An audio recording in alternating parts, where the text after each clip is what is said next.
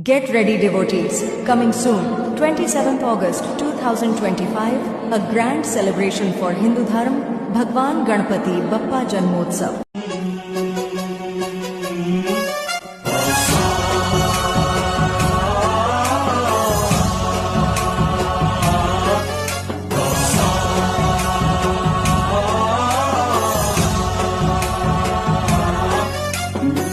गणनायकाय गणदैवताय गणाध्यक्षाय धीमहि गुणशरीराय गुणमण्डिताय गुणेशानाय धीमहि गुणातीताय गुणाधीशाय गुणप्रविष्टाय धीमहि एकदन्ताय वक्रतुण्डाय गौरीतनयाय धीमहि गजेशानाय भालचन्द्राय श्रीगणेशाय